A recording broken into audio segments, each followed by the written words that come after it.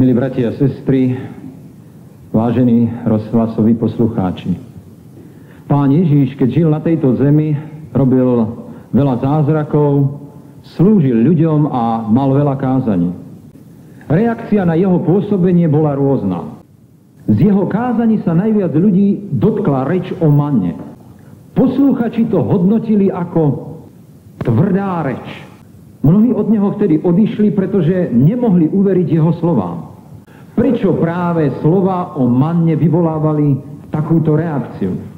Čo to vlastne bola manna? Keď Pán Boh vyslobodil izraelský národ z egyptského otroctva, viedol ich do zeme, v ktorej sa mali usadiť. Cesta do tejto krajiny viedla púšťou. Na cestu sa vydalo množstvo ľudí a potrava, ktorú si so sebou vzali z Egypta, sa o niekoľko dní minula. Je nerozumné vydať sa do púšte bez dostatku potravy a vody. Čoskoro to pocítili aj Izraeliti a v zástupe sa čoraz častejšie opakovali slová hlad a smäd. No Pán Boh ich nevydal na pospas púšte. Jedného dňa začala padať manna. Bol to obrovský zázrak. Jeden z najväčších zázrakov zaznamenaných v Biblii. Opakoval sa 6-krát v týždni. Za celý čas ich putovania, teda 40 rokov. Keď budeme čítať tento príbeh v 2. knihe Mojžišovej v 16. kapitole, nájdeme v ňom mnoho samozrejmých práv. Ale pod povrchom ležia ešte dôležitejšie skryté pravdy. Národ izraelský bol niekoľko storočí v egyptskom otroctve. Pod krutým útlakom pomaly zabúdali na svojho Boha a prestávali ho správnym spôsobom uctievať. V tých ťažkých časoch už len veľmi málo ľudí dôverovalo Bohu, že ich počuje a pomôže im. Pán Boh však počul volanie svojho ľudu a zázračným spôsobom ich vyviedol z otroctva. Pri Červenom mori, keď sa opäť zdalo, že všetko je stratené, Boh robí ďalší zázrak. Otvára pred nimi more, aby im umožnil cestu do sľúbenej zeme, Kanán. Týmito zázrakmi chcel Pán Boh upevniť vieru, dôveru v Neho. Izrael zlyhával v tom najzákladnejšom. Nevedeli dôverovať Bohu. Potom dostali zázrak, ktorých učil každodenne sa s dôverou oprieť o svojho Boha. A v tejto 16. kapitole 2. knihy Mojžišovej v 14. a 15. verši čítame. Keď rosa uschla, hľa na púšti ostalo čosi na zemi, drobné, zrnité ako inovať. Keď to Izraeliti videli, hovorili jeden druhému, čo je to? Lebo nevedeli, čo je to. A Mojžiš im povedal, to je chlieb, čo vám dal Hospodin na pokrm. Boh poučil Mojžiša, aby si ľud nazbieral každé ráno čerstvú manu, skôr ako by slnečné lúče všetko roztopili. Každá rodina si mala nazbierať potravu len na jeden deň. Ak niekto nedôveroval a nazbieral si navyše, do druhého dňa sa mu to všetko skazilo. A tak ľud zistil, že zásoby si nemusia robiť. Boh učil Izrael každodennej dôvere. Mali ho hľadať každý deň. Byť na ňom denne závislí. Iba tak mohli ísť bezpečne púšťou. Manna. To nebolo niečo naviac, niečo zbytočné. Bola to najnevyhnutnejšia životná potreba. Pán Boh nám vždy dáva to, čo práve najviac k životu potrebujeme. K životu telesnému aj duchovnému. Pán Ježíš hovorí, ja som ten chlieb z neba. On, Ježíš, nie je niečo naviac. Aj dnes je tou najnevyhnutnejšou potrebou na ceste púšťou k novému domu. A Židia reagovali na jeho reč slovami. To je tvrdá reč. Pretože mali prijať Ježíša ako mannu. K manne už nepotrebovali nič iného. Boh však chcel týmto zázrakom ľuďom ukázať tiež na pravé uctievanie, na pravú bohoslužbu. V 6. deň si mal každý nazbierať dvojnásobné množstvo manny. Keby to boli urobili v ktorýkoľvek iný deň týždňa, manna by sa im bola do ranna skazila. Ale zásoba, ktorú si urobili v piatok, zostala čerstva do druhého dňa. Niektorí však ani po 6 dňoch zázrakov nedôverovali. Ale v sobotu ráno vyšli zbierať. No mannu nenašli.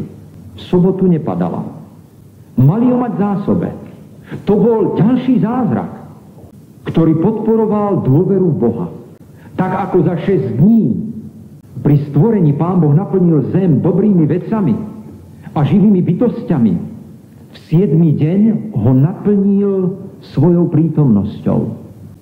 Božia prítomnosť je prameňom každého požehnania v živote.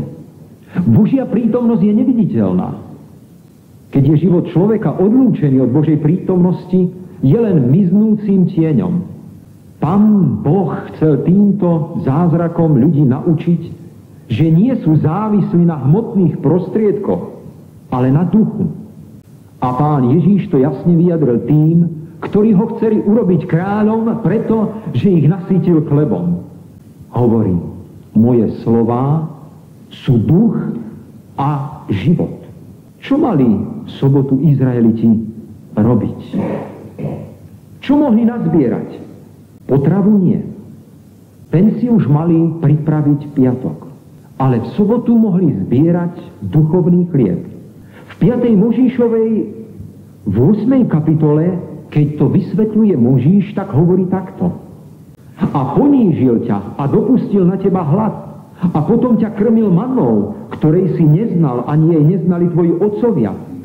Aby ti dal vedieť, že nie na samom chlebe žiť bude človek, ale na všetkom, čo vychádza z úst Hospodinovi, žiť bude človek.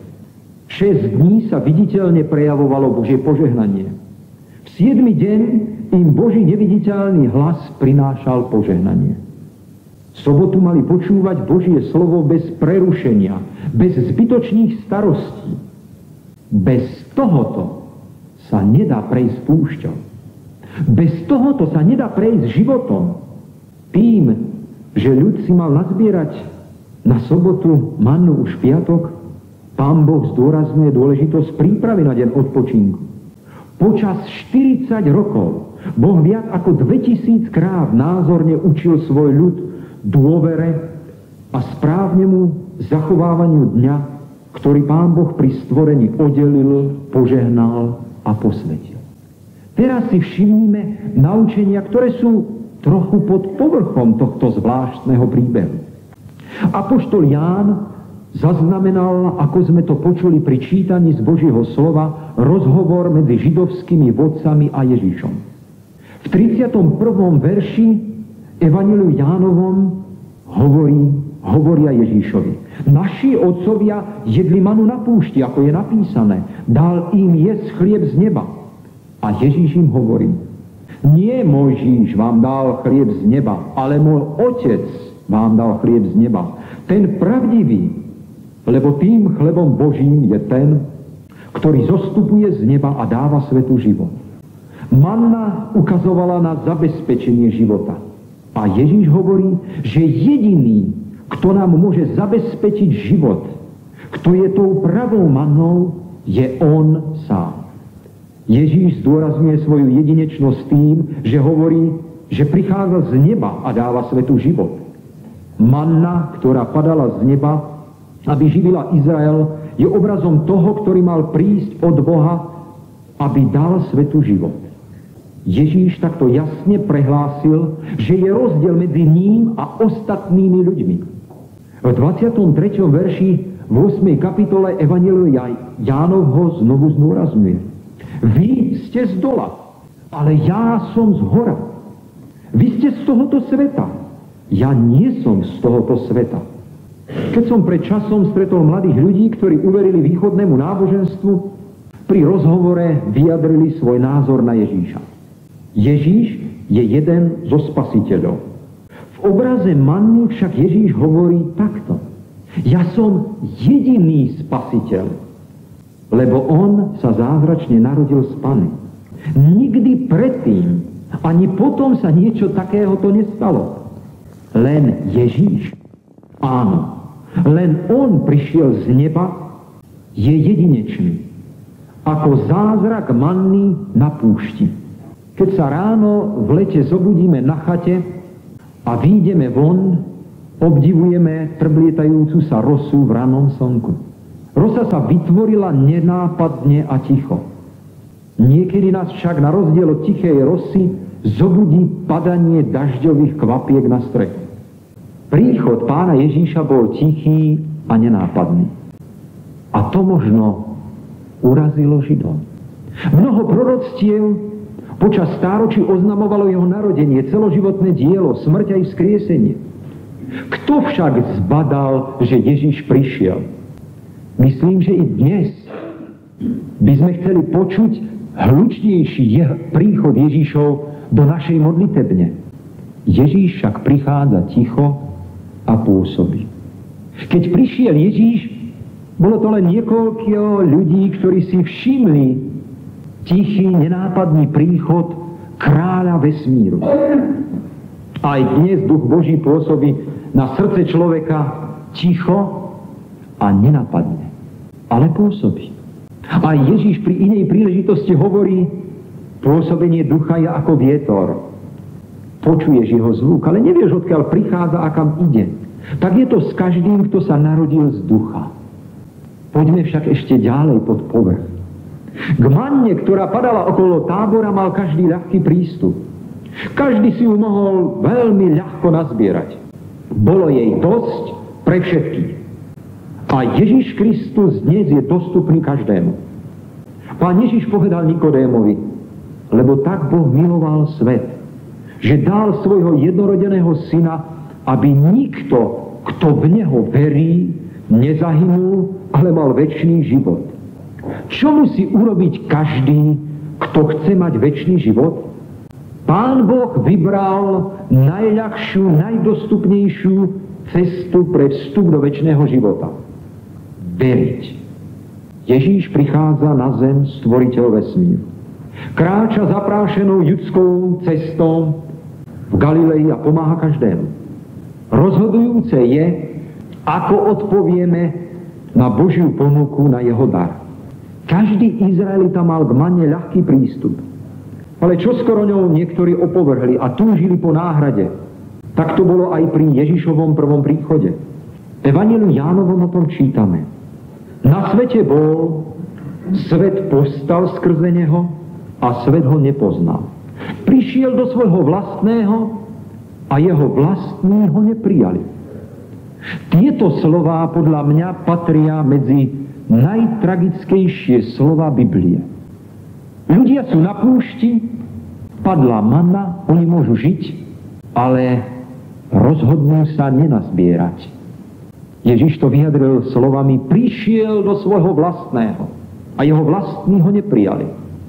Aj dnes mnohí opovrhujú Kristom, túžia po náhrade, ale tak ako manna bola postačujúca na uspokojenie všetkých potrieb ľudu počas putovania púšťou, je aj Kristus dnes schopný uspokojiť všetky naše potreby. Dávať nám vždy novú silu, až kým nedosiahneme zasľúbenú zem. V písme svetom je popísaná manna. Ako vyzerala? Bola to malá, okrúhlá, biela a sladká potrava. Pripodobňuje sa k malému semienku. Preneňme si tento obraz opäť na Pána Ježíša. Čo znamená okrúhla? Uzatvorený kruh je dokonalosť. Ježišov život bol dokonalý.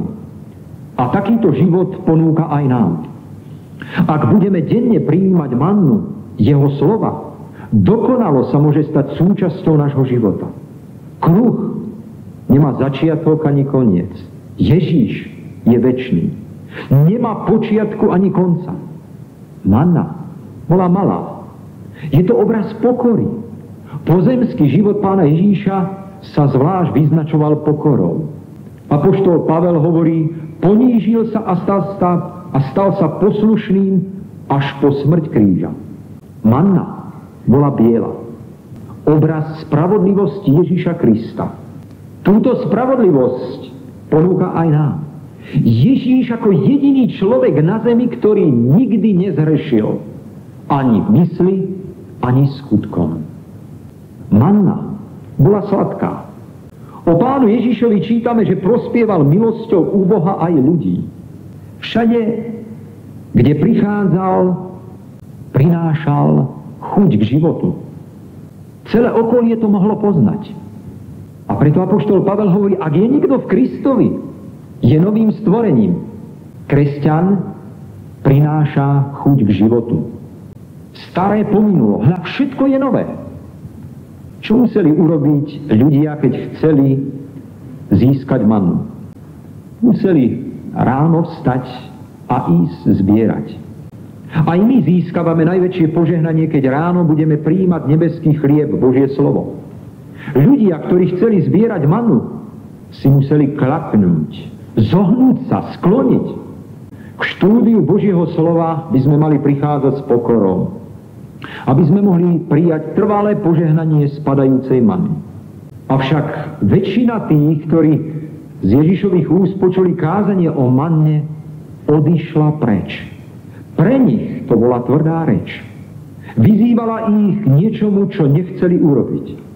Apoštol Peter, keď väčšina odišla, pochopil podstatu a hovorí Ježišovi: Pane, ku komu pôjdeme?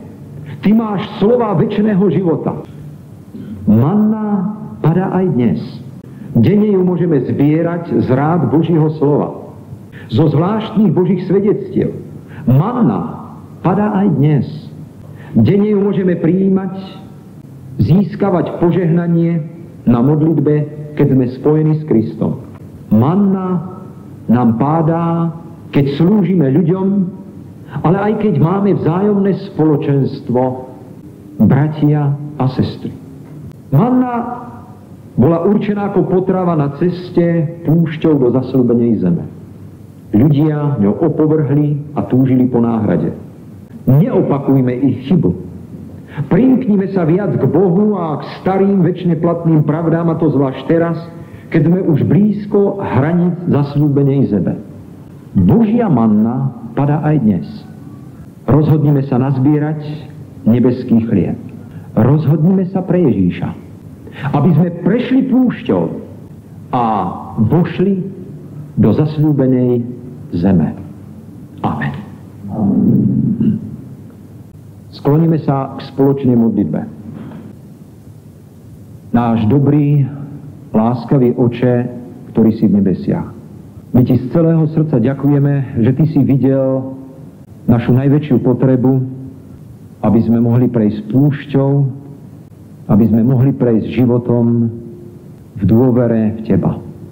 A preto ti ďakujeme za Ježiša Krista, ktorý je odpoveďou na naše volanie. Ďakujeme ti, že sme to mohli prežiť počas minulého týždňa, keď sme o samote študovali Písmo Sväté a modlili sa k tebe, ale takisto i dnešného dňa v spoločenstve, kde ty zostupuješ zvláštnym spôsobom svojou prítomnosťou. Pomôž, Pane Ježiši, aby sme sa ťa nikdy nevzdali a vyjadrili tak ako apoštol Peter. Pane, ku komu by sme išli? Niet iného, len ty máš slová večného života. A preto ťa prijímame a pomôž, aby sme ťa prijímali denne a prešli cestu a raz vošli do zasľúbenej zeme. Amen.